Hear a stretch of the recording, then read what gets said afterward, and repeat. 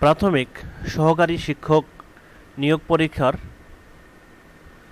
অত্যন্ত গুরুত্বপূর্ণ 200টি প্রশ্নোত্তর আমরা এই ভিডিওটিতে জানব। ভিউয়ার্স, ভিডিওটি শুরু করছি তার আগে মনে করিয়ে দিচ্ছি, আপনি যদি জবস জোন বিডি চ্যানেলে নতুন হয়ে থাকেন অথবা এখনও সাবস্ক্রাইব করে না থাকেন তাহলে সাবস্ক্রাইব করে বেল আইকনটি বাজিয়ে সঙ্গেই থাকুন।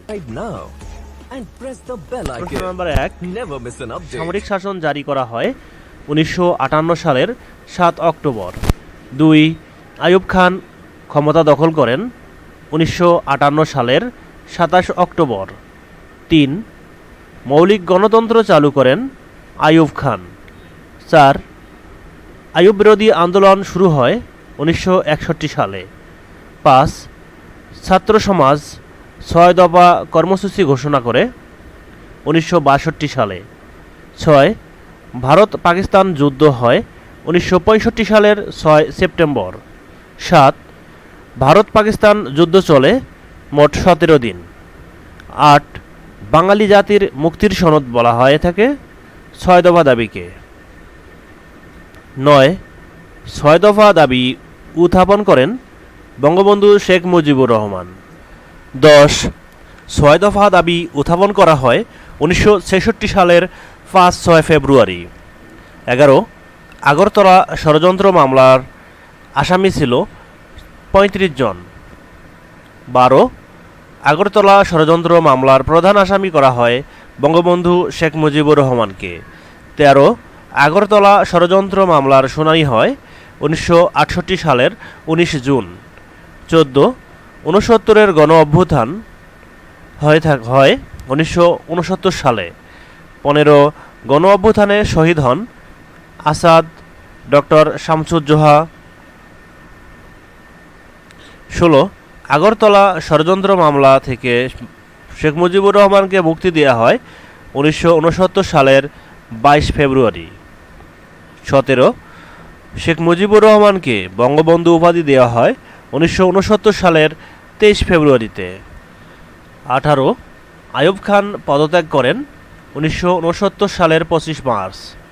19, কেন্দ্রীয় আইন পরিষদের নির্বাচন অনুষ্ঠিত হয় 1970 সালের 7 ডিসেম্বর। 20, নির্বাচনে মোট ভোটার ছিল 5,64,00,000। 21, কেন্দ্রীয় আইন পরিষদের নির্বাচনে আওয়ামী লীগ আসন লাভ করে 167টি 169-এর মধ্যে। 22, প্রাদেশিক পরিষদের নির্বাচন অনুষ্ঠিত হয় 1969 সালের 17 ডিসেম্বর। 23, প্রাদেশিক পরিষদ নির্বাচনে আওয়ামী লীগ আসন পায় 288টি 300-এর মধ্যে। 24, পাকিস্তান জাতীয় পরিষদের অধিবেশন স্থগিত করে আগা খান।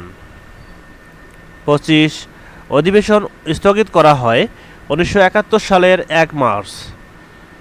26, অসহযোগ আন্দোলনের ডাক দেন বঙ্গবন্ধু শেখ মুজিবুর রহমান। 27, অসহযোগ আন্দোলনের ডাক দেয়া হয় 1971 সালের 2 মার্চ। 28, বঙ্গবন্ধুর 7 মার্চের ভাষণের সময় পূর্ব পাকিস্তানে চলেছিল অসহযোগ আন্দোলন। 29, জাতীয় পরিষদের অধিবেশন আহ্বান করা হয় 1971 সালের 3 মার্চ।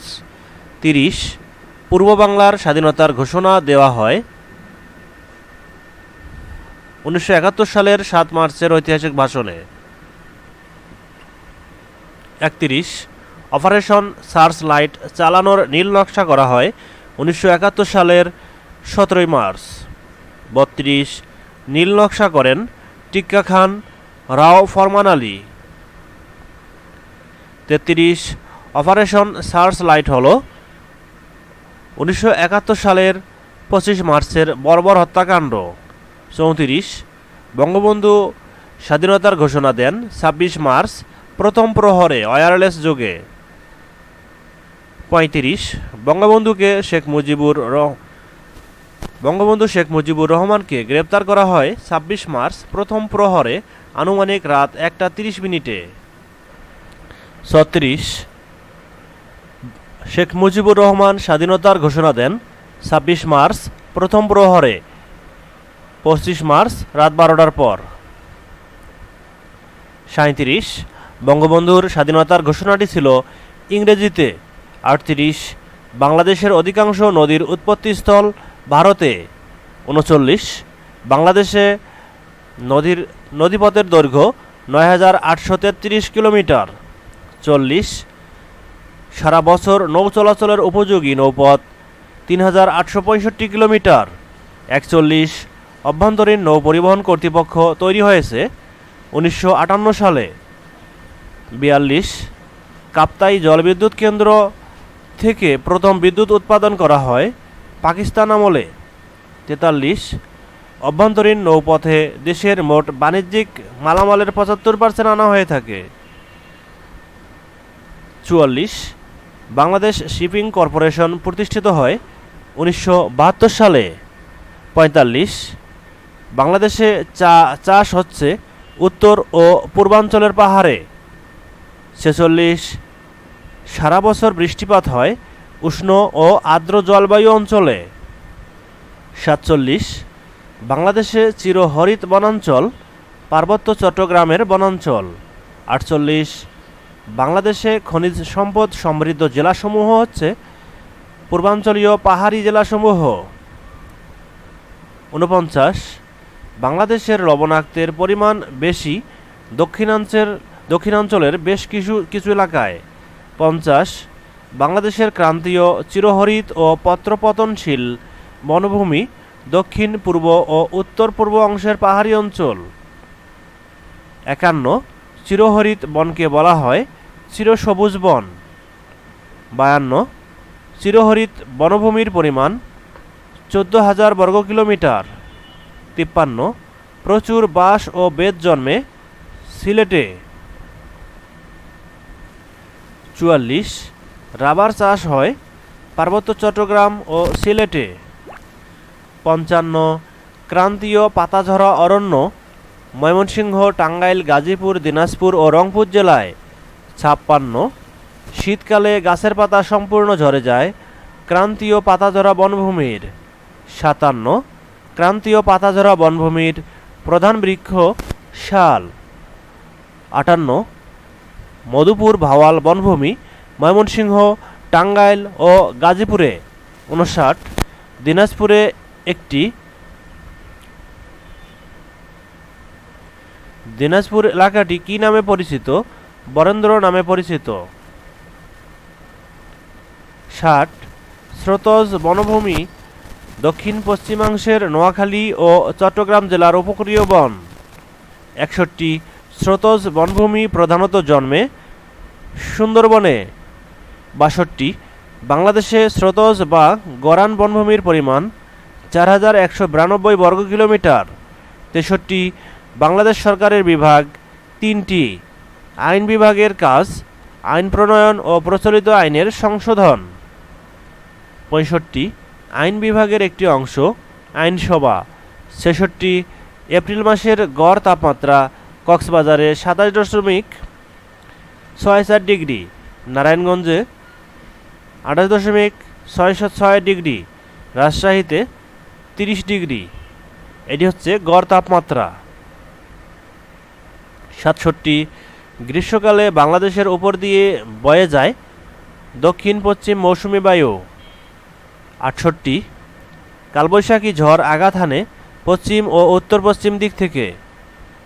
69 প্রলয়ঙ্কারী ঘূর্ণিঝড় হয় 1991 সালের 29 এপ্রিল। 70 বাংলাদেশে বর্ষাকাল জুন হতে অক্টোবর মাস পর্যন্ত। 71 প্রচুর বৃষ্টিপাত হয় জুন মাসের শেষ দিকে মৌসুমী বায়ুর প্রভাবে। 72 বর্ষাকালে আবহাওয়া সর্বদা উষ্ণ থাকে। 73 বর্ষাকালে গড় উষ্ণতা 27 ডিগ্রি সেলসিয়াস। 74 বর্ষাকালে সবচেয়ে বেশি গরম পড়ে জুন ও সেপ্টেম্বর মাসে। 75 বাংলাদেশের মোট বৃষ্টিপাতের 4/5 হয় বর্ষাকালে।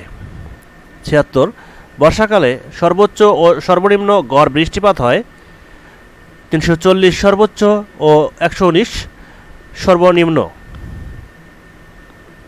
সেন্টিমিটারের দিক থেকে। ৭৭ বর্ষাকালে ক্রমে বৃষ্টিপাত বেশি হয় পশ্চিম হতে পূর্ব দিকে। ৭৮ বর্ষাকালে বিভিন্ন জেলার বৃষ্টিপাতের পরিমাণ পাবনায় প্রায় ১১৪, ঢাকায় ১২০, কুমিল্লায় ১৪০, শ্রীমঙ্গলে ১৮০ এবং রাঙ্গামাটিতে ১৯০ সেন্টিমিটার। ৭৯ বর্ষাকালে প্রচুর বৃষ্টিপাত হয় মৌসুমি বায়ুর প্রভাবে। ৮০ বর্ষাকালে পর্বতের পাদদেশে এবং উপকূলবর্তী অঞ্চলের কোথাও বৃষ্টিপাত ২০০ সেন্টিমিটার এর কম হয়। ৮১ বর্ষাকালে বিভিন্ন অঞ্চলের বৃষ্টিপাত সিলেটের পাহাড়ি অঞ্চলে ৩৪০ সেন্টিমিটার, পটুয়াখালীতে ২০০ সেন্টিমিটার, চট্টগ্রামে ২৫০ সেন্টিমিটার, রাঙ্গামাটিতে ২৮০ সেন্টিমিটার এবং কক্সবাজারে ৩২০ সেন্টিমিটার। ৮২ জলবায়ু পরিবর্তনের কারণে সমুদ্রপৃষ্ঠের উচ্চতা প্রতি বছর গড়ে বৃদ্ধি পায় ৪ মিলিমিটার থেকে ৬ মিলিমিটার। ৮৩ নম্বর, গত ৪,০০০ বছরে ভূমিকম্পে পৃথিবীতে মানুষ মারা যায় প্রায় ১,৫০,০০,০০০। ৮৪ ভৌগোলিকভাবে বাংলাদেশের অবস্থান ইন্ডিয়ান ও ইউরোপিয়ান প্লেটের সীমানায়। ৮৫ বাংলাদেশে ভূমিকম্পের মানবসৃষ্ট কারণ পাহাড় কাটা।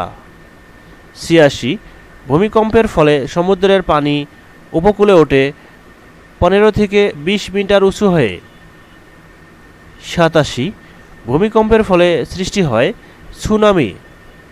৮৮ ইন্দোনেশিয়ায় মারাত্মক সুনামি আঘাত হানে ২০০৪ সালের ২৬ ডিসেম্বর। ৮৯ বাংলাদেশে ভূমিকম্প হয়ে থাকে টেকটনিক প্লেটের সংঘর্ষের কারণে। ৯০ বাংলাদেশের ভূমিকম্প বলয় মানবসৃষ্ট তৈরি করেছিলেন ফরাসি ইঞ্জিনিয়ার কনসর্টিয়াম ১৯৮৯ সালে। ৯১ তিনি বলয় দেখিয়েছেন ৩টি। ৯২ বলয়গুলোকে ভাগ করেছেন প্রলয়ঙ্কারী, বিপজ্জনক এবং লঘু। ৯৩ এই বলয়সমূহকে বলা হয় সিসমিক রিস্ক জোন। ৯৪ বরেন্দ্রভূমি নওগাঁ, রাজশাহী, বগুড়া, জয়পুরহাট, রংপুর, দিনাজপুরের অংশবিশেষ নিয়ে গঠিত। ৯৫ বরেন্দ্রভূমির আয়তন ৯,৩২০ বর্গ কিলোমিটার। ৯৬ প্লাবন সমভূমি থেকে এর উচ্চতা ৬ থেকে ১২ মিটার। বরেন্দ্র অঞ্চলের মাটি ধূসর ও লাল বর্ণের। ৯৮ মধুপুর ও ভাওয়ালের সোপানের আয়তন ৪,১০৩ বর্গ কিলোমিটার। ৯৯ সমভূমি থেকে এর উচ্চতা ৬ থেকে ৩০ মিটার। ১০০ মধুপুর ও ভাওয়ালের মাটি লালচে ও ধূসর। ভিউয়ার্স, এতক্ষণ পর্যন্ত জবস জোন বিডি চ্যানেলের সঙ্গে থাকার জন্য ধন্যবাদ। ২০০টি প্রশ্নের ১০০ নাম্বার পর্যন্ত, অর্থাৎ ১০০টি প্রশ্নের এবং উত্তর ছিল এই আজকের এই আয়োজনে। পরবর্তীতে দ্বিতীয় পর্বে আমরা ১০১ থেকে ২০০ নম্বর প্রশ্ন পর্যন্ত আলোচনা করব। ততক্ষণ পর্যন্ত সঙ্গেই থাকুন। সর্বশেষে মনে করিয়ে দিচ্ছি, যারা এখনও জবস জোন বিডি চ্যানেলে সাবস্ক্রাইব করেননি তারা সাবস্ক্রাইব করে বেল আইকনটি বাজিয়ে সঙ্গেই থাকুন। আসসালামু আলাইকুম।